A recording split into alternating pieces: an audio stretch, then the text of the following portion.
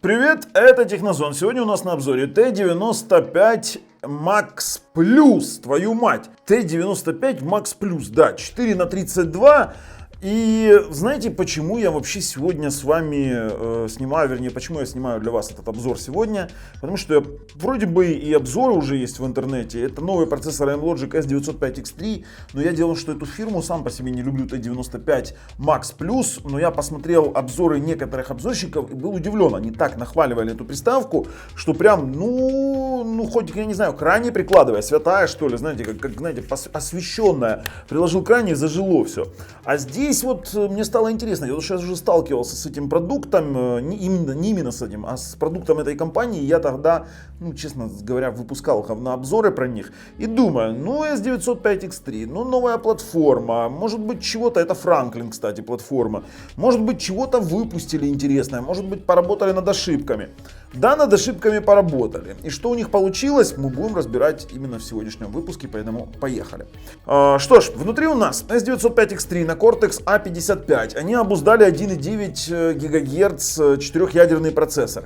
В тротлинг-тесте он показал себя отлично, он не греется. На часовом тротлинг-тесте вообще зеленая полоса и no CPU throttling detected, то есть вообще не замечен никакой CPU тротлинг. Все вот вроде бы классно, с охлаждением поработали.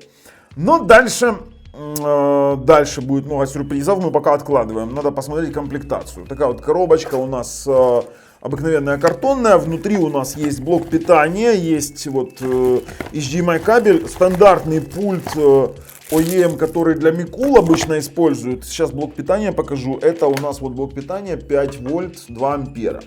Да, 5 вольт 2 ампера. Откладываем. Больше нам в коробочке ничего интересного нет и ничего там интересного не будет. Что у нас есть на боках этого самого Smart TV бокса? Есть аудио-видео, можно подключать старые телевизоры. Есть LAN RJ45 сотка. Есть у нас HDMI. Есть у нас разъем питания. Есть USB 3, USB 2. И есть у нас разъем для TF-карт. Она еще горячая после съемок. Здесь хорошо, она тяжелая. И хорошо сделано охлаждение. А вот теперь поехали. Кстати, давайте еще один из плюсов скажу. В VLC есть проброс DTS HD Hi-Res звука. Это тоже неплохо, Есть проброс Dolby Digital 5.1, Dolby Digital Plus, Dolby Digital PL2 Movie, Dolby DTS 5.1 простой. А вот дальше у нас, наконец-то мы дошли до сюрпризов. Дальше у нас пошло. Когда мы попробовали потестировать сетевые возможности, мы получили нечто. То есть 5 ГГц модуль, 30 с мелочью мегабит на загрузку. При этом мы пробовали на разных роутерах, в разных студиях. У нас на моей домашней студии, в рабочей студии. И 30/40 или почти 40/40, но не больше. То есть 5 ГГц Wi-Fi говно, 2,4 ГГц Wi-Fi говно. Сотка 94/90, стандартная сотка, ладно. Дальше мы захотели протестировать Коди, имеется в виду, хотели протестировать торренты онлайн, и у нас там был предустановлен KD-плеер. KD-плеер завис в конечном итоге после установки Elementum и не захотел работать. Мы удалили KD-плеер, установили Kodi 18.4. Kodi 18.4 загрузился, мы установили Elementum, он завис наглухо и тоже ушел, просто завис. Просто завис, и мы это все видно на видео, вы будете видеть таблички, которые выдает Android с тем, что подождать приложение либо закрыть. То есть он просто висит. Мы так и не протестировали торренты. Мы протестировали торренты через TorServe. Да, он проигрывает 4К, отлично, все суперово, все классно. Но здесь нет root прав. И AFRD здесь не работает. Фактически здесь нет автофреймрейта. И это чудо, да, оно бюджетное. Ссылки лежат в описании под видео. Можете зайти, убедиться. Не знаю, может быть, кому-то нравится вот этот вот мазохизм. Но вот советую вам дождаться нашего резюме, для кого может подойти данная приставка и вообще, что мы о ней скажем. Насчет самого интерфейса, он тормознутый. В танках я тоже не понял. Я зашел в танки. Изначальный дымок даже в кабинете танка, да, вот в гараже он тормозит. Зашли в игру на низких, вроде работает, на геймпад реакция говно, то есть оно, знаете, ведешь геймпадом, останавливаешь, а он некоторое время может еще там взять и провести потом дополнительно. То есть это есть такой эффект у Bluetooth некоторого, то есть это слабый Bluetooth модуль, очень слабый, а он здесь скорее всего совмещен с Wi-Fi, а так как здесь Wi-Fi говно, то и от Bluetooth ничего хорошего ожидать не стоит. Но, в принципе, наспойлерил достаточно. Шикарный бокс берем, идем на обзор на новом процессоре Cortex A55 на S905X3. Прям 8К заявляются, он бы 4К проиграл. Идем, берем на обзор, нажимаем подписаться, колокольчик, чтобы не пропустить все правдивые обзоры, которые мы выпускаем. Дело в том, что это, я вот обращаюсь сейчас к тем блогерам, которые рассказывали, что это вау, классный ТВ-бокс. Я, кстати, заметил один момент, что некоторые блогеры выпускают обзоры после того, как я выпустил, смотрят, что я показал, и передают все то же самое. Я сейчас, наверное, буду выпускать с задержкой. Вот не буду давать людям контента, пускай они выпускают, а потом я буду выпускать правдивые обзоры. И вот на эту приставочку как раз и вышел правдивый обзор уже после первых 2 обзоров на русском языке. Поэтому переходим, подписались, нажали колокольчик, не пропускаем и не пропускаем розыгрыши, которые у нас идут, ссылки на которые лежат в описании под видео. Ну а также там лежит ссылка на наш второй канал. Но сейчас я говорю вам халабанг, ребята, это же Бубльгум, поехали. А вы знаете, я такой интерфейс уже видел, честно говоря, не впечатлен.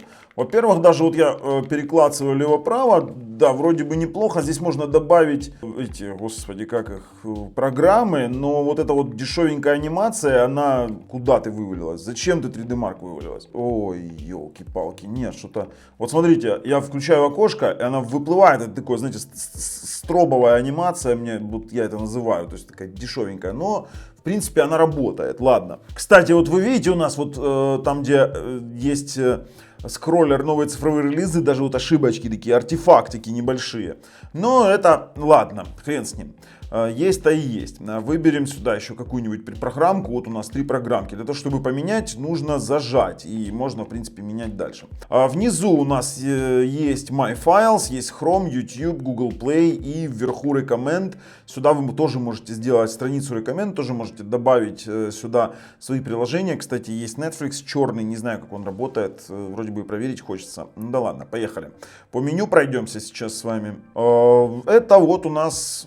Почему на английском? Почему на английском? Должно быть на русском. Давайте. Стоп. Оно на русском. Все, нормально. Меню, сеть у нас 5 ГГц, 2,4 ГГц и LAN RJ45. Есть у нас приложение, ну все стандартно. Настройка устройства. Об устройстве это TV-бокс без названия. Почему-то они этот T95 Max Plus, я так понимаю, что эту платформу будут совать сейчас везде. Тут больше ничего нет. Ладно. Droid TV Settings. Посмотрим, что у нас есть. Дисплей абсолютно стандартный, кстати, HDR рабочий. HDMI цик вроде бы работает на включение, на выключение. На включение у меня с LG через раз, но работает. Ладно. Аудио output абсолютно тоже стандартный. Больше здесь ничего нет. Picture Mode не работает. На лоджиках вообще никак. И в More Settings это чистые настройки Android. Вот как бы вроде бы меню есть, а вроде бы никаких вообще фич и плюшек в нем нет. А кстати, а где добавить Bluetooth устройство? Вот это еще ситуация, да? Ну да ладно, Bluetooth мы добавим, мы не гордые, мы войдем в устройство с чистым андроидом, добавим Bluetooth устройство, нам нужно с вами добавить сюда наш геймпад. Все-таки проверить мы должны с вами, как оно работает и в играх. Так, 9089 мой геймпад найден, подключено. Ладно, геймпад подключили, будем тестировать дальше. В AIDA 64 у нас с вами есть. А что у нас есть? А у нас есть опять ТВ-бокс. Плата Franklin, 4 гигабайта на 32, из которых доступность коробки 23. Как-то многовато. Ну ладно, тоже центральный процессор Cortex A55, 1,9 ГГц. Они попробовали совладать с 1,9. За отображение у нас отвечает Mali G31, все то же самое. Никакого отличия от S905X2 процессора, поэтому прироста здесь особого не будет от 902X5, вернее от 905X2. Сеть. Вот сеть меня немножечко насторожила, потому что давайте сейчас посмотрим, отключим сеть LAN RJ45 и посмотрим, что нам покажет Wi-Fi 5 ГГц. Нам нужно его, во-первых, подключить. Пошли подключать 5 ГГц Wi-Fi. Так, 5 ГГц подключился, идем обратно в AIDA 64. Реклама задолбала. Идем в раздел сеть. А вот здесь у нас есть интересный момент. Скорость связи 65 мегабит. Это они регламентируют, заявленный для модуля, который установлен внутри. И это уже меня насторожило. Мы обязательно должны протестировать скорость. Ладно. Теперь смотрим с вами на температурку. Температурка поддерживается 40 градусов. Простое вот охлаждение здесь походу нормальное. Что ж, перейдем дальше. И тротлинг-тест. Тротлинг-тест часовой, абсолютно зелененький, красивенький. Никакого тротлинг-теста не замечено. Производительность, в принципе, нормальная для S905X3, но дело в том, что у нас здесь на уровне S905X2, вот, например, как у X2 Cube. Дело в том, что у X3 там производительность за 50 заваливала. Здесь у нас как бы получилось 45 минимальная, 47 максимальная. И максимальная температура 65 градусов. Супер, хорошо, в этом супер. А вот по сетевым возможностям. Здесь мы видим 33 на загрузку, 33 на выгрузку. Вы думаете, это 2.4? Нет, это 5. При этом он у нас постоянно выбивает джиттер и показывает потери. Плюс у нас и 2.4 тоже постоянно выбивает джиттер и показывает потери. LAN RJ45 стандартная сотка. А это значит, что модули сетевые здесь говно. То есть стандартная сотка есть, которая по низу даже не дотягивает до 94 на 1000 мегабитном интернете, как это есть у других, скажем так, производителей. Мы можем сейчас в режиме реального времени, мы пробовали это на домашней студии. Сейчас я вот в студии, где записываюсь, могу провести тест 5 ГГц, вот просто такой референтный тест, для того, чтобы мы понимали, насколько соответствуют тесты разных устройств. Это был тест, проведен на Tenda AC18. Сейчас мы проводим Tenda AC10 тест, то есть он еще хуже, этот роутер. То есть у нас, мы ничего нового с вами не увидели. 38 мегабит и опять у нас джиттер, правда потерь нет. То есть нож дрожания какое-то есть. Короче, здесь крайне хреновые модули, то есть это для тех, кто любит висеть на шнурке на LAN RJ45, на Wi-Fi вы максимум можете посмотреть, допустим, 2К YouTube, 4К тоже можно, в принципе, посмотреть, но я не уверен, что не будет дропить. Ну, имеем, что имеем. У нас есть Miracast рабочий. Давайте с вами подключать Miracast, будем пробовать рабочий с Miracast обязательно. Подключаем, да, есть Miracast, он рабочий. То есть это плюс для приставки, в этом все хорошо. Но мне пришлось подключить на сеть, потому что, Wi-Fi я не доверяю. Есть у нас Miracast и все работает. Супер. Хорошо. С Miracast разобрались. Давайте выбирать. Сейчас мы Miracast должны перерывать, а то он в фоне будет работать. Давайте с вами разбираться дальше. Шторки нет, строки состояния нет. Шторку поднять через Material Notification попробуем. Здесь мы сразу зайдем и будет все сразу понятно. Можно это сделать. Этого сделать нельзя. Шторки не будет. Строку навигации мы можем сделать просто без проблем. Поэтому вот как бы имеем такой плачевный результат.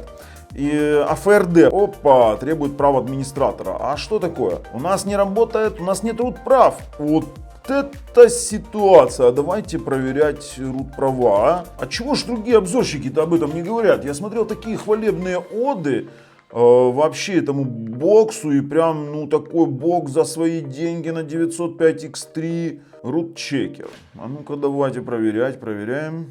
Проверяем root права. Сейчас... И момент истины, нажимаем проверка root, и здесь нет root прав. Твою мать, автофреймрейт работать не будет. Все, приехали. Вот это расстроили, автофреймрейта нет. Кто будет пилить на это говнецо прошивки, извините за выражение, я уже это спокойно называю говнецом, потому что у нас нет root, у нас нет нормального сетевого модуля, и это, откровенно говоря, напрягло. Хорошо, переходим к мультимедийке. Мультимедийные возможности очень важны, и мы пробуем YouTube 4К 60 FPS. Выбираем в YouTube 4К 60 FPS. Слушайте, а вообще он очень тормозит на самом деле. Мне жутко не нравится в том плане, что нажимаешь, он все вот сетевые модули. Сетевые модули это его самое слабое звено. То есть давайте 4К 60 FPS сейчас включим. Но я уже расстроен, безмерно расстроен. Слушайте, а что оно дропануло на старте? Стоит 109 дропов. А что такое? Это же S905X3. Ребята, дропы. Оно сыпет дропы. Это как? Это же 905X3. Cortex A55 ядра. 3840 на 2160. Connection speed 34 мегабита вернее. И, слушайте, я выйду еще раз запущу, давайте. Давайте еще раз 4К 60 FPS. Ну. Вроде бы пошел. Все, пошел со второго раза. Ребят, не знаю. Вот у меня был первый раз дропы. Второй раз пошел без дропов. Вроде бы нормально, но снизу какие-то артефакты. Бля, что это вообще? Давайте выключим. Да, пошло. Но были у нас артефакты в YouTube. Я, честно говоря, не понял этого дела. Они были, ладно. Давайте дальше. Тестовые ролики с жесткого диска. Я боюсь, что я эту платформу, как бы она мне чего-то навевает. Эта платформа с двумя USB включили. Вроде бы запустилась. Давайте проиграем тяжелый фильм. Но дело в том, что у нас тяжелый фильм-то теперь проигрывать без автофреймрейта печально. Печально, ребят. А это, блин, давайте попробуем вообще, как он может быть, даже в пробросе звука силен. Через VLC Dolby Digital пошел. Нормуль через VLC Dolby Digital, но у меня уже испорчено настроение. Давайте DTS HD Hi-Res попробуем через VLC. Да, DTS HD Hi-Res есть. Получается двухсторонний бокс. Такой вроде бы много чего хорошего работает, а, блин, DTS HD Hi-Res есть, да. А ну тихо, если еще и Dolby True HD есть, то я вообще тут ничего не пойму. Тех, кто проектировал этот бокс и зачем его такой выпускали, тоже не понял. Нет, True HD звука у нас нет.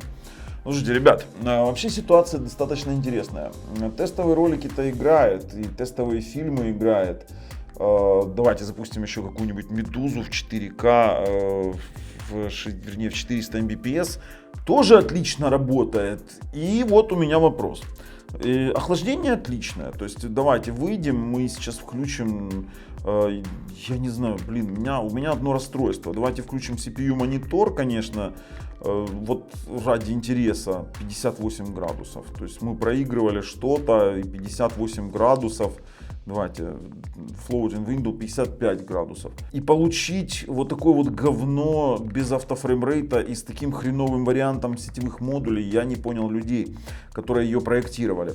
Попробуем с вами 4К фильм онлайн. Что это у нас за KD-плеер вообще? Блин, твою мать, запускаю KD-плеер, оно все, блядь, невероятно тормозит. Температура низкая, вот я запустил Коди и все. И все. И Коди не отвечает. Что за бред? Давайте подождем. Слушайте, ну я не знаю, у меня как бы сейчас вопрос насчет Коди. Давайте снесем тот, который предустановлен, его можно удалить и попробуем установить из маркета. О, он вроде бы запустился, вроде черт знает что, ну давайте удалим.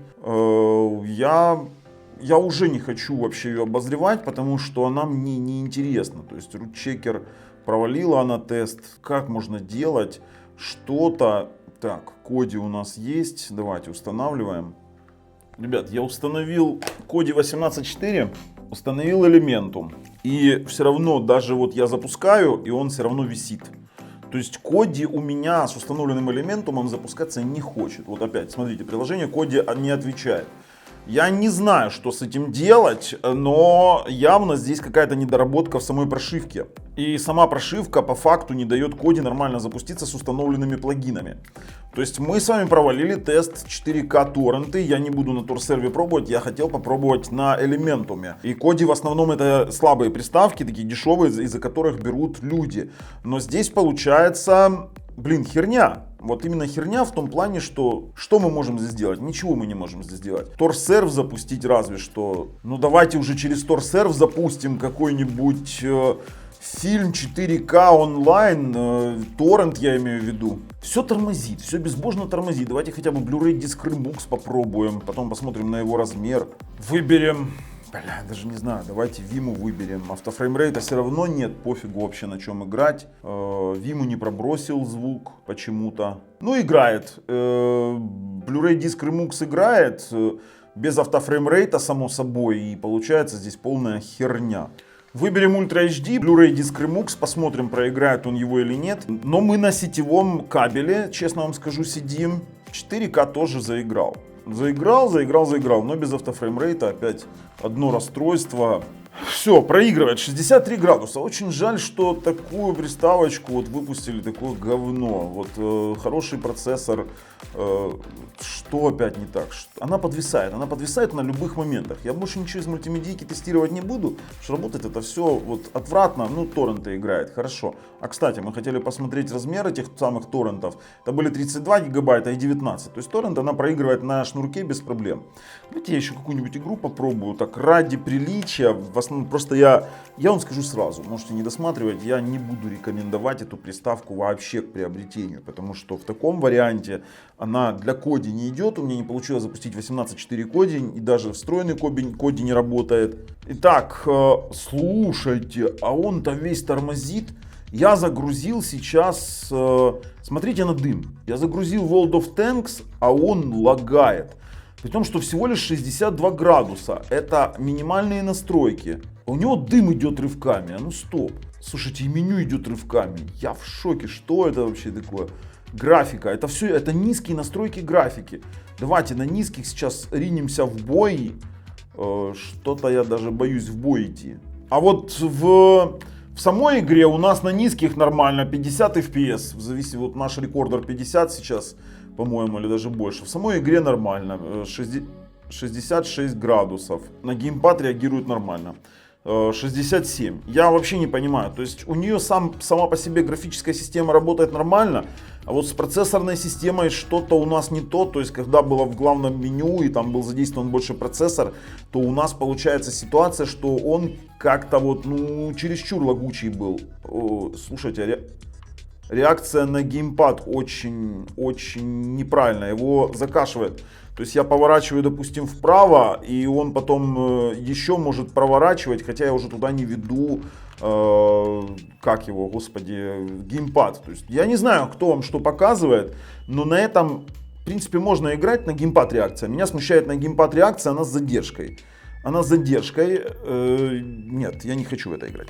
Ребят, выхожу, резюмирую. У меня сложилось полное впечатление об этом Smart TV боксе. Вывод у меня один. Знаете, как в Гарнете, быть или не быть. А здесь надо бить или не бить. И бить ее надо сильно, вернее не ее, а ее создателей. Потому что, честно говоря, задумка хорошая, охлаждение хорошее, процессор хороший, а прошивка говно. Сетевой модуль говно. Работать, смотреть на нее, смотреть ее хреново. Кто на нее будет дорабатывать прошивки, я не знаю. Если кто-то доработает, пускай дорабатывает. Я не хочу с этим больше связываться. Вот знаете, вот первое впечатление его ничем не исправить. Если кто-то серьезный возьмется за разработку прошивок, то я за них рад. Я даже не буду на этой приставке больше останавливаться и обращать внимание. Я был прав, когда я говорил, что этот вот T95 бренд, он просто-напросто говно, оно и есть говно. Поэтому мнение команды Технозон: мы не рекомендуем категорически эту T95 Max Plus. Мы можем рекомендовать из такого же ценового диапазона X2 Cube. Это очень хорошие приставки. Ссылки тоже лежат в описании под видео. Вообще под видео очень много различных классных приставок, которые мы обозревали и советуем. А также у нас есть топ-5 в разных категориях. Но данную приставку покупать нельзя. Если вам нравится то, что мы делаем, ставим пальцы вверх. Если нет, пальцы вниз. Обязательно подписываемся. С вами был Bubble и T95 Max Plus на канале Технозон. Пока, ребят.